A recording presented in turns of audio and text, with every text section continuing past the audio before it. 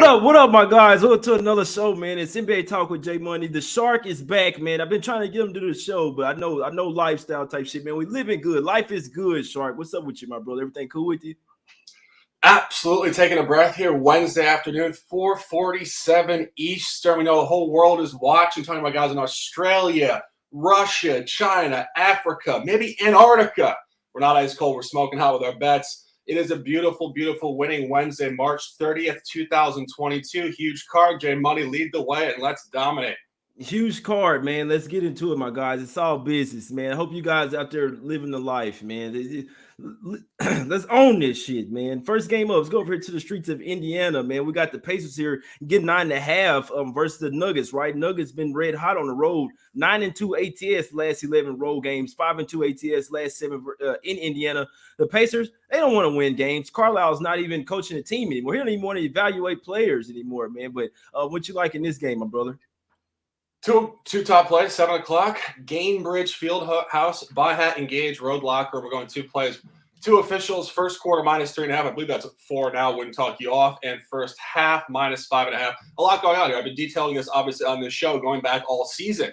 This is the very back end of the season. It has flown by. But one significant trend has developed from the very, very beginning of Denver's road calendar. They love to come out with pace, energy, and efficiency at the Eastern Conference. And you look at this. This is road game 2. They did not cover the previous one on a really egregious backdoor in the last 38 seconds. Back-to-back 3-point possessions. Plumlee with a nice and one, and then, of course, a three-ball to backdoor us there. But if you go back to the last Eastern trip, they did not cover the first one, first quarter or first half at Philly. They came back in the second game of that trip, not coincidentally, on a Wednesday night. Also not coincidentally, at a lackluster bottom feeder within the East, the Washington Wizards, and came out with it 34-28 first quarter. Even better second quarter, 39-24. Covered the trifecta. As Jay said, Indiana wants no part of winning basketball. Rick Carlisle probably regretting coming over here. Final point. The line is all over Denver. Early season, Indiana actually did lay 3 points in Denver. No Jokic there, integrated in the line. Line's all over it, dynamics all over it. 2 plays, first quarter -3.5, and first half -5.5. Yeah, I couldn't talk you off. Obviously, Jokic, the guys, man, Jokic and Gordon, an absolute matchup nightmare for these Pacers. They don't have a single center or power forward on the squad. They're not playing a lick of defense right now. It's basically Halliburton and everybody else over there. So wouldn't talk a single person out of Nuggets, possibly even trifecta spot. Should be another Smack City spot here. Let's go over here to the streets of Cleveland real quick, man. We got the Mavs here down to 1.5. Line opened up at 4.5 last night. Down to 1.5. We know no Dinwiddie, in theory, is a Cavs spot. This isn't the same Cavs team, man. It's still Mavs or nothing for me. I didn't bet this game. It is a nice little travel from Dallas up there to Cleveland, but we're trying to win every single game right now. We're one of the best teams in the NBA. Fourth best record. Could possibly get the 3rd seed if we keep winning games. So all the motivation is there. I would lean Mavs here at that -1.5. The line is plummeting. This is not the same Cavs team. No Allen, no Mobley as well. So you got Darius Garland and LeVert, and that's basically it, man. It's back to the bum Cavs over there. So I know it's the Sharps are all over them, but this still Mavs are nothing for me, Sharp. Yeah, this is going to be really, really tough. Obviously, you suggested significant market movement. This is probably, I believe, the biggest move of any line on the board from open moving against. This did open at -4.5. This was an indicator to a Mavs spot at open. The Mavs did lay 6.5 at home early season during the glory days of Cleveland Cavaliers covering basketball games. And Cleveland did hammer them, 114-96. So you get a road revenge game for the Mavs, but you do get some problems here. Mavs are on a home road 3rd and 4 back-to-back. They did slaughter the Lakers last night. And I bring you back to recent history. Slightly different environment because they had been on the road at that point for 5 or 6 games. But their last 3rd and 4 final leg back-to-back spot at the East was at Charlotte, which I had correctly going back about 10 to 15 days ago. They did get absolutely hammered, 129-108. This is going to be interesting. You get Cleveland on a front-end back-to-back. They have a revenge game against Atlanta tomorrow. And Cleveland, as we've said numerous times, does function better against the spread as an underdog. They're 0-4 last 4 ATS at home, all as favorites. Their last 2 covers did come, again, not coincidentally, as underdogs, but sharp stuff, Jay. Denver went in there, 119-116, Cleveland on a +3.5 outright win. And prior to that, a hook cover, 118-114 loss against Philly at +4.5. This is going to be a toss. I really couldn't give you much there. That's all the information. Do what you want with it. And let's continue here. Yeah, second game back-to-back for the Mavs. First game back-to-back for the Cavs as well. They'll be in a tough travel spot tomorrow versus the Hawks. Both teams the Hawks they have a back-to-back game as well. So we'll see what happens. Yeah, still Mavs are nothing for me here. All the motivation in the world. Just Dinwiddie out is not enough. So as long as you still got Luka and Brunson in there, this line shouldn't be coming down this far if you ask me. So in the Cavs, they're not necessarily a buy-on team for me until they get Jared Allen back, and now Mobley as well is out. So you could argue two of their better players out, obviously outside of Garland. But what makes the Cavs are their bigs and their defense clogging up the paint. They don't have that. Easy buckets for the paint for the Mavs for me tonight. Possibly could go over as well. Maybe a little bit less defense for the Mavs. I could possibly see over there, but Mavs are nothing for me. Still lean that way. Man, another tough game. We got going over here to the streets of Washington, D.C. We got the Wizards here laying 3 points versus the Magic. Not sure which one of these teams are even interested in winning games. Obviously, the Wizards aren't close to having one of the worst records in the league, so they'll probably be a little bit more motivated. I always said, though, the Magic play hard for their coach, man. Mobley, they play defense. I could see an under spot here. Both offenses are basically trash. The Wizards have been trying to play a little bit defense here. I could see the under coming through in this one, Shark. You like anything here? Oh, this is going to be real tough. You do get a triple revenge game here. Washington has won all 3 this year against Orlando, but Washington has a lot of funky dynamics coming into fruition here late season. They do seem to play better for whatever reason on the back end of back-to-backs. They kind of save their energy for whatever reason at night 1, and then they bring it. And, of course, last night they did get hammered against Chicago 107-94. I think this line is going to be really, really sharp. If you go back to the previous game, Washington did not cover the spread on a -6.5. The game was 112-106. So when you see a 6.5 land on a hook final and it comes down to 3.5, it is moving towards Orlando. Orlando has shown signs, albeit inconsistent signs, of winning games like this. I would lean Orlando. However, when the last game's a hook line in the same gym, this is a 3.5 getting steamed down. I think it's going to be really, really tight on the number here tonight. Man, let's talk about some shirts, man. Let's talk about some shirts in this game. Let's go over here to the streets of New York real quick, man. We got the Hornets here laying 3 versus the Knicks, man. Knicks at the house getting 3. They've been absolute juggernauts. They're red hot right now, Shark. What are we liking in this one? This is going to be tough for me. As you mentioned, the Knicks are very hot, but the Knicks are hot for a reason. The Knicks have finally gotten some sort of continuity with their rotations.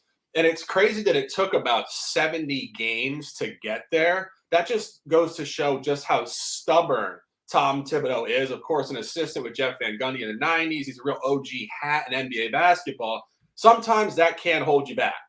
And, you're at the 2022 campaign, you have 8 to 10 guys on that roster under the age of 24, yet you're trying to integrate 30-year-olds into this rotation. It just didn't work. Now it is working. Obviously, Jay, last time they played, the Charlotte Hornets played one of their worst basketball games of the entire season. They came out with a complete lack of passion all 4 quarters. Lackluster is putting it kindly. So Charlotte needs to show up here. They're going to be in the locker room talking about this before the game. We can't do this, guys. You go back to Jay's beautiful eyes here on his Sunday.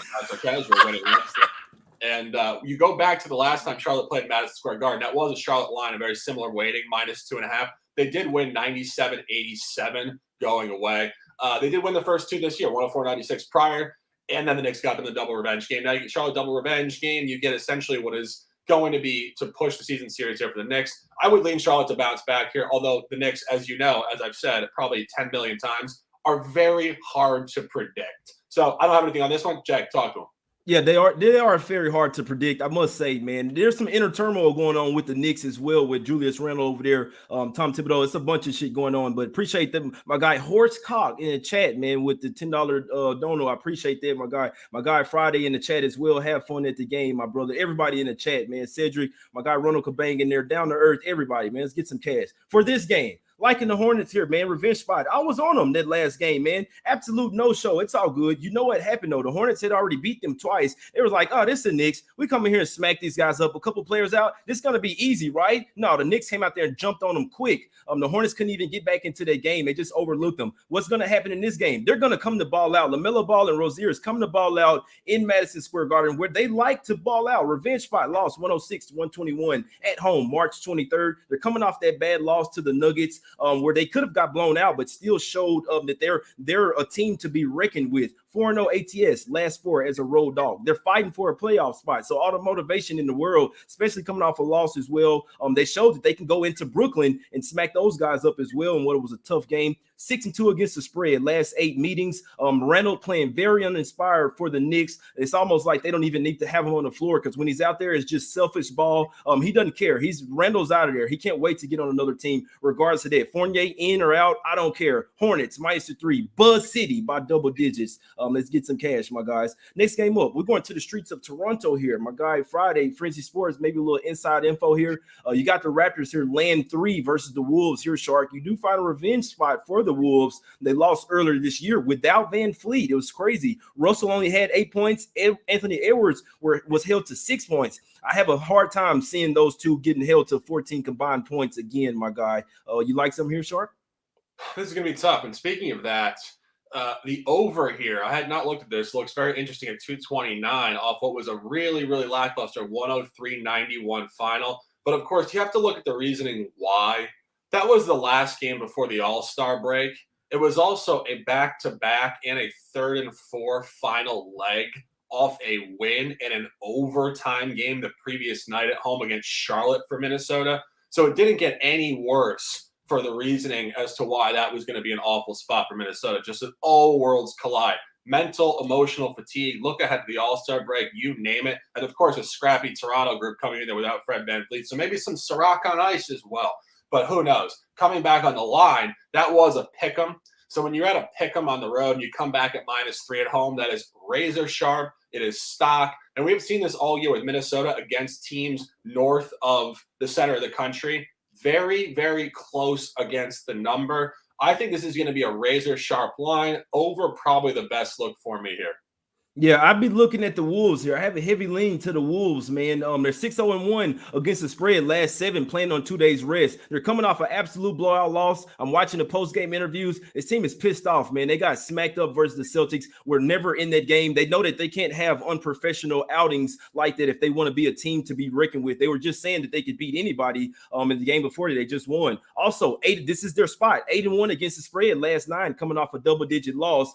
That's what you get here. Also, 5-2 against the spread, last 7 in Toronto as well. Raps coming off a big overtime win versus the Celtics. I think the Wolves maybe a little worth a sprinkle here. They also have the much better bench play as well, guys. So I'd be looking towards the Wolves, howling with the Wolves tonight, guys, raised by Wolves as well. Next game up, we're going to the streets of Boston, guys. We got the Celtics here laying 5 versus the Heat. The Heat are 14-5 this year straight up as underdogs. They love being an underdog. You want to disrespect them? Okay, they'll just go win the game outright here. You also get that double revenge spot as well versus the Celtics. Shark, you like some here? I do. On a suddenly not so casual winning Wednesday, March 30th, 2022, by Hat and Gauge, Miami Heat +4.5. A lot going on here, and this is the ultimate merge dynamic of recency bias. When people look at Boston, they see smoking fucking hot. And when they look at Miami, they look at confused, unregulated, bad quotes, maybe cratering. I disagree. Look at the psychology of what happened in the last 10 games for these teams. Boston went on a sustained, aggressive shooting heater against the Western Conference exclusively.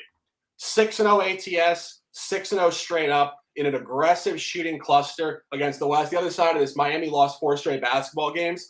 Miami lost to Philadelphia without James Harden and Joel Embiid.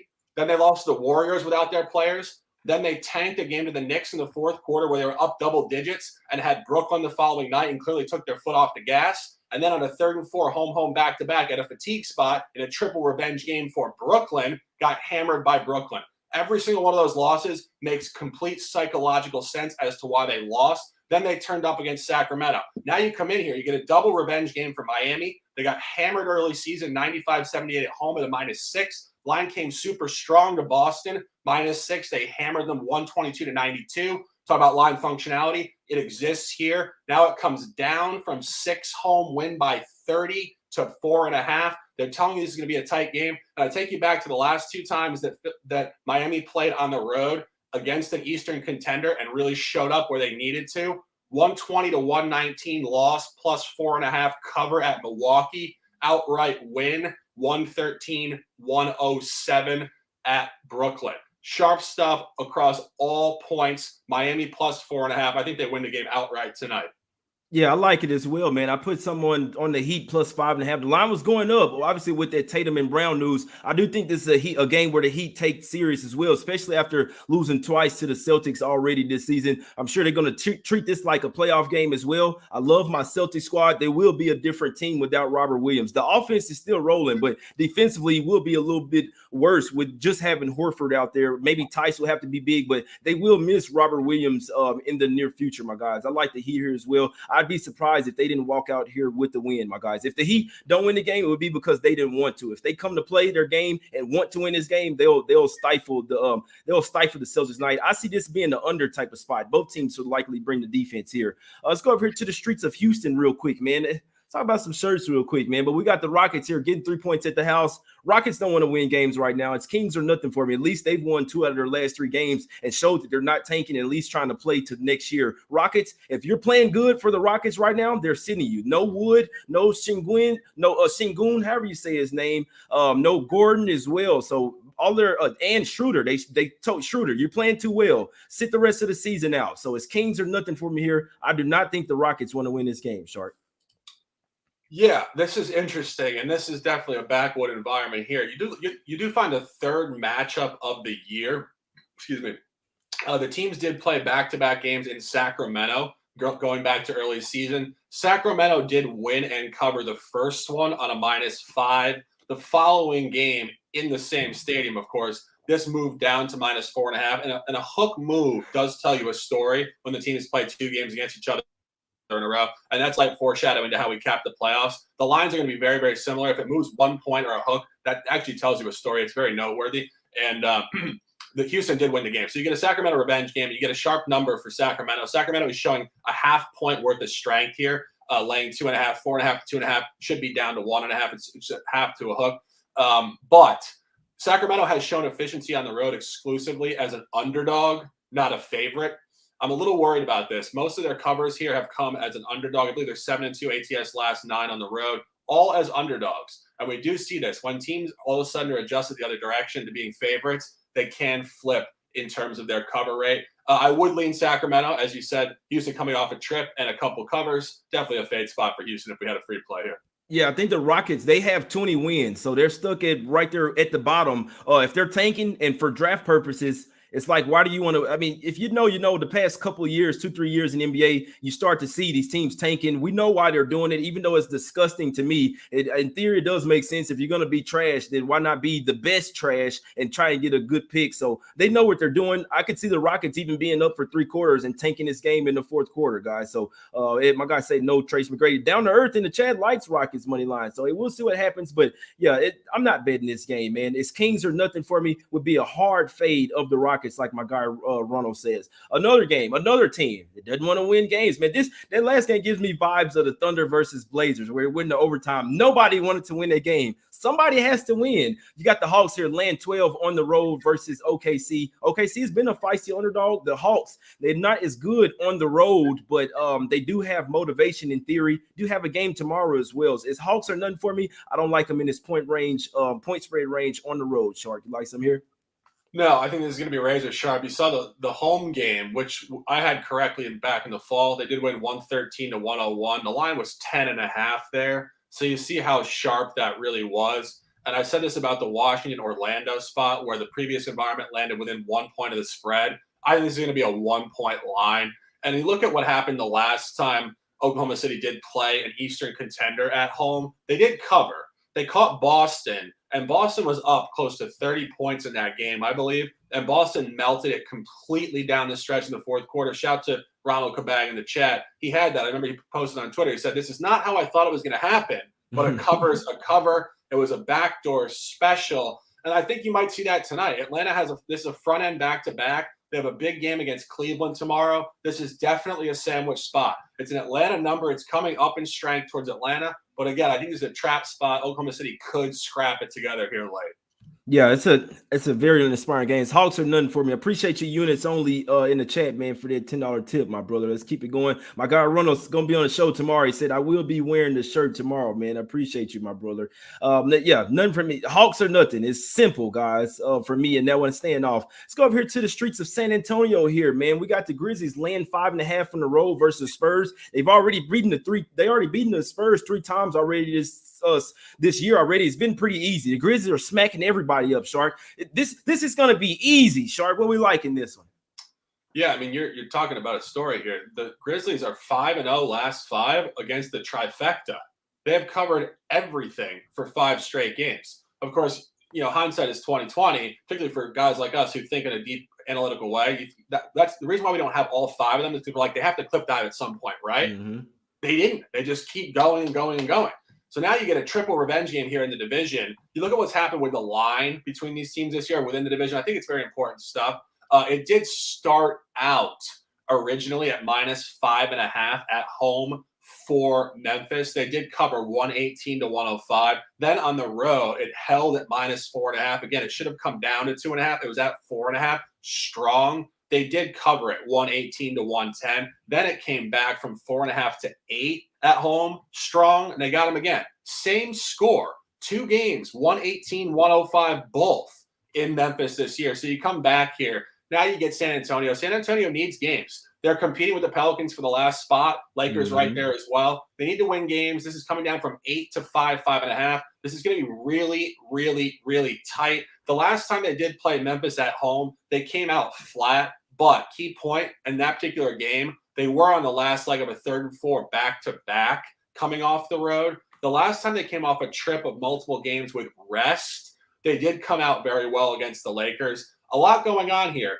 You want to take Memphis because it seems like they're never going to stop covering a game. But if they were going to, it probably would come here in the division in a triple revenge game.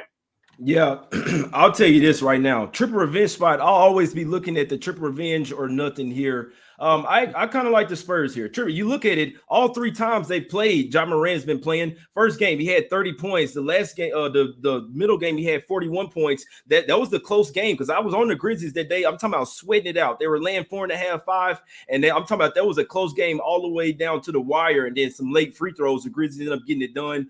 In this spot here, and Ja Morant, the latest game, he had 52 points. So 30, 41, and 52. He's absolutely carved the Spurs up this season, guys. What do we have here? No Ja Morant. Jaren Jackson Jr. is questionable. He may end up playing regardless or not. I like the Spurs in this game, man. I think it's a winnable spot for him. I see motivation. The Spurs are low-key playing their best basketball of the season at the right time. They're really starting to figure out some rotations. DeJounte Murray is absolutely unstoppable, my guys. So, yeah, I like the Spurs here. I know the whole world is on the Grizzlies, but I do like the Spurs here plus the 5.5. They need this game to stay in the play-in spot as well. And the Grizzlies have the Suns on deck as well. So they're coming off a string of big games at the house. Now they're going to road, have more bigger games on deck. And what do we see? Sometimes teams just say, oh, we already beat these guys 3 times. It's a very inspiring game. Now, the Grizzlies don't do that. They come to play every day. But I do think this is a spot where the Spurs can upset some people. Upset special of the day. I like the Spurs here plus the 5.5, my guys. Next game up. Let's go over here to the streets of Portland real quick, man. Rather talk about some shirts, man, in this one. But you got the Blazers here. The G League squad getting 14.5 here at the house. Here, Shark. CJ McCollum coming back to the house. What we liking, my brother? Yeah, we can talk about shirts, we can talk about backwood, and we can talk about cash quick fast because we're looking at a trifecta play here. A lot going on here, but very specifically, you're looking at one of, if not the biggest fades in the entire sport in a sustained manner, and that is the Portland Trailblazers, particularly against the West. I said this before I took San Antonio to blow them out by 35 plus going back 4 games.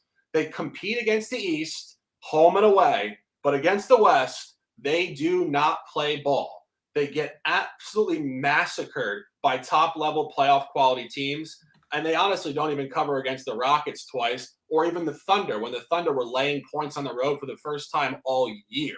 You get a CJ McCollum revenge game. You get a line number 111.97 Pelicans in New Orleans at a pick'em. It's a 13-point gap. It's showing extreme strength, and it's purely just showing you right where the Blazers are this year. New Orleans is going to want to come in here. They're going to set the tone early. I see a similar game to exactly what the Spurs did. Spurs came out on the road, laid 45 points on them in the first quarter, I believe, 42 or 45, and just sailed straight up to a trifecta cover. We're on first quarter here, -4.5, first half -7.5, and game -13. It's steamed up. Don't worry about that 14.5. If they win, which I believe they will with authority, this will be over 25 points. Trifecta engaged. Wednesday afternoon, Jay Money, comments, or are we selling some shirts?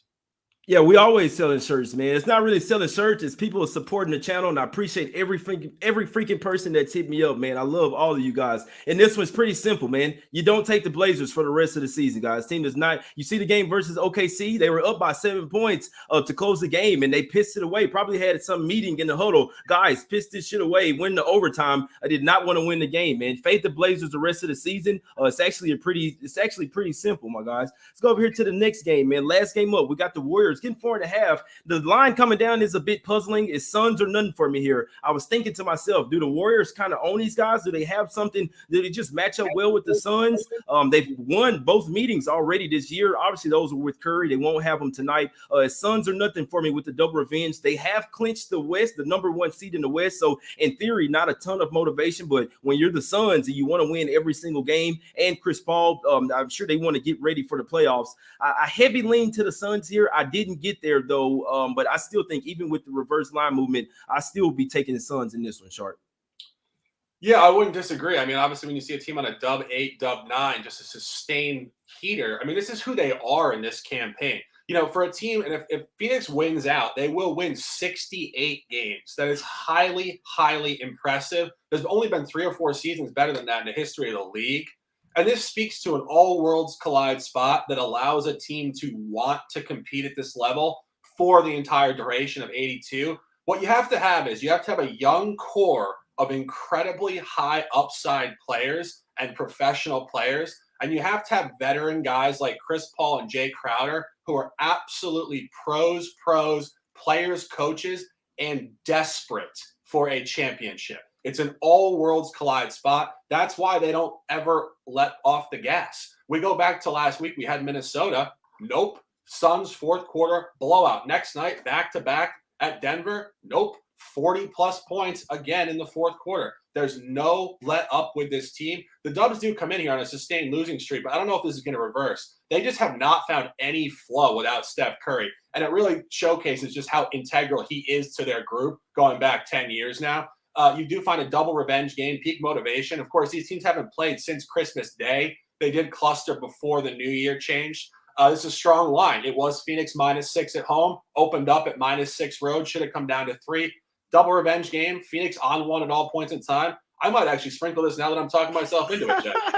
Yeah, no, Suns will definitely be the side, man. I was wondering why is this Warriors come in? It's people I respect on the Warriors as well, but this is one, like I said, I don't care, man. It's Suns or nothing for me. You see how this team is playing lights out. The only thing that I didn't like that in theory, like they obviously you don't want to have any injuries in them. They have clinched the best record in the West over there, so they will clinch the #1 seed. That's the only thing that I don't like. Obviously, the Warriors are what are they on the L5? I don't keep up with the Warriors that much, but I know that they've been losing their ass. They come back to the house off a terrible road trip. So in theory, it's a step up spot for the Warriors, but I agree. They're not in good form right now. Jordan Poole and the rest of the guys, no, Draymond, no, man. They look like they need Steph. I'm not sure what's out of sorts right now. Like I said, they have played the Suns well, and they're still missing Cam Johnson and one more player as well, but it's still Suns or none for me. These guys are absolute juggernauts, my guys. I'm with you. Suns are the only way that I could look at this one. I'm not looking towards the Warriors. Might be look towards a under spot as well. Maybe the Warriors try to at least come in here and play a little bit better defense. So I could definitely see the under in this game hitting probably playoff style basketball, man. Hit me up for the shirts. NbaTalkWithJay@gmail right now. Us against the bookies. NBA Talk with Jay. Jay Money is money. All that good stuff. Finna go get some gray Smack City shirts as well, man. So everybody that's hit me up, I appreciate you guys for supporting the movement, supporting the channel, man. I do this. I've been doing shows even with COVID, man. 100% committed to this shit. I appreciate the hell out of y'all. Let's get to some free picks, Shark. Like what you like today. 6 top plays, 9 words of lifestyle. Ride the way we got water. As we just detailed, 10 o'clock here. Moda Center in Portland. Road team trifecta. First quarter, first half, and game 4.5, 7.5, 13. Take the steam. It's fine. It should be a blowout. One final point on that. The Trailblazers did cover back-to-back first halves. This is not sustainable stuff for them. And the Pelicans come in here 0-3 last 3 first half at home, but are a first quarter, first half road team. All boxes checked for this.